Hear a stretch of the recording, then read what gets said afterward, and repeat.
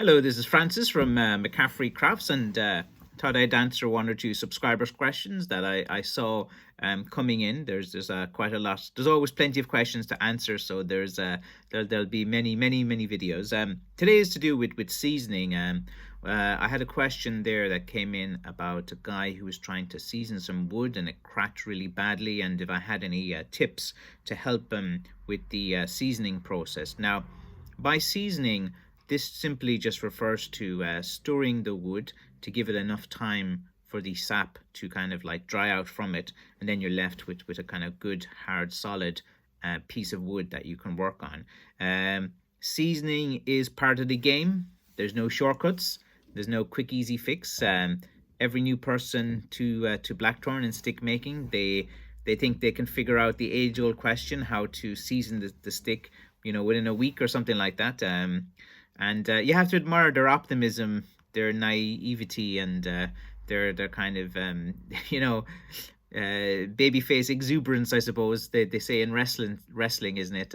But anyway, to season a piece of blackthorn, it's a long process.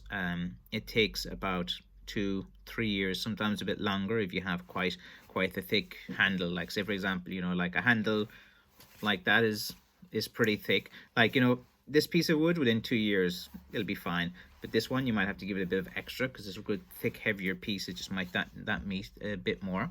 So when you, here we'll use this as an example. So like when you're cutting the wood, like what I'd recommend is maybe cut it up here and cut it down here, because after you cut the wood you can seal it with any sealer, with paint, with beeswax. They used to do today, but it's not practical to use beeswax anymore. Like who who has beeswax readily available and a beehive? It's not really practical to do like that anymore. So you go into any hardware store anywhere in the world, there's millions of products to seal a piece of wood.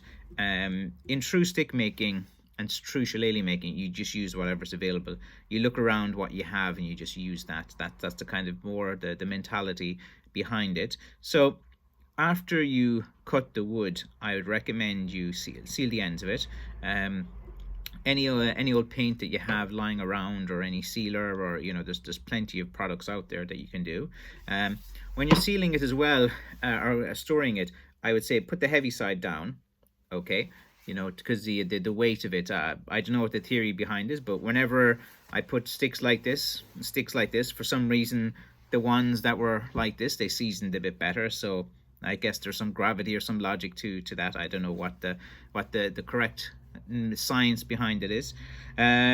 So you don't really need to kind of check on your sticks too much during the seasoning process. It's good to be in a well ventilated area. You're going to need like a room with lots of moving air that blow through it. I find the sticks, like I've tried it all, so I'm not just pulling this out of my head. I've put sticks in different places. I know the difference of what seasons better or what kind of cracks better. Now, the blackthorn that cracks way more than the other is if you cut it outside of the cutting season, like from about late October to the end of March. Usually the sap is deep down in the roots from winter time. Then as springtime approaches and you notice the little buds starting to appear on the blackthorn, if you start cutting blackthorn then and storing it and trying to season it, it has a higher probability of cracking. That is the reason why it's experienced stick makers who have tried it all don't recommend you cutting blackthorn during the summer months, full of sap, lots of leaves on the tree. The reason being is, they don't make the process. You store them for 2-3 years and stuff like that, they're going to crack quite well. So, one of the reasons that it could crack quite badly is that it was cut during the summer months. Another reason is someone tried to speed up the process, or they put it in a hot press, or they put it in a really kind of hot room. They thought, oh, if I put it in a hot place, sure, won't that speed up the process? Wrong. You're dealing with sap, you're not dealing with water. So most people think it's water as well. It's like sap is just slightly a bit different.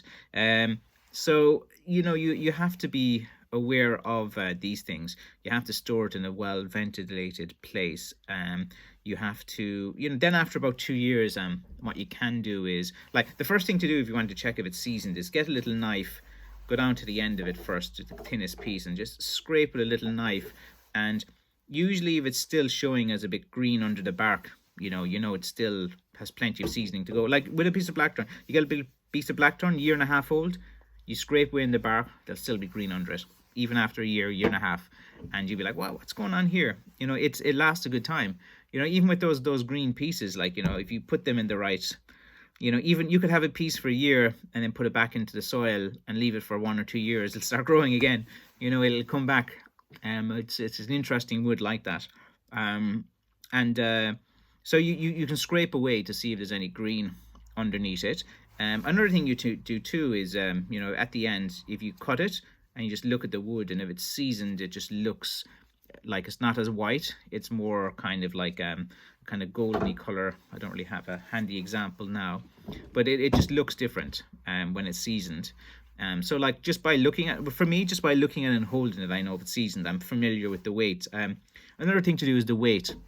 Like when you cut green wood, it's going to be quite heavy. So as it seasons, it's going to get a bit lighter and lighter. So after about 2 years, you kind of can then maybe weigh it from month to month, just to see if it's still losing a bit of weight, or if it's kind of tailing off and going sideways and kind of averaging out. If it's starting to go a bit sideways, if you've measured it over 1 month, 2 months, 3 months, and it's kind of similar enough in weight, then it's getting pretty seasoned.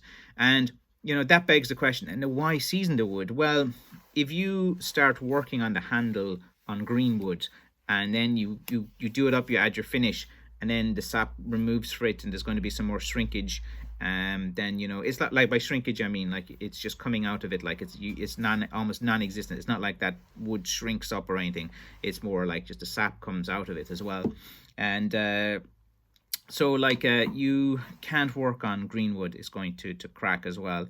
It's something that I would definitely not recommend it. So like people, they get this, they start working on it. And so another important last point just before I go is to straighten wood. If you want to straighten a piece of blackthorn, you have to wait till it's seasoned, because if it's not seasoned and you straighten it and then it starts to season some more, it's just going to warp back to the old position.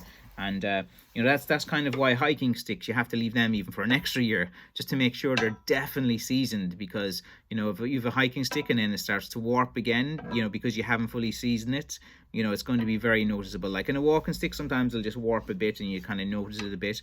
But so with the straightening process, it's quite important as well. So there you kind of have it. If you have any questions on the seasoning of the wood, just put them down in the comments below, and if I've missed anything, I'd be happy to answer some more. So thank you for watching this video about seasoning. Bye bye.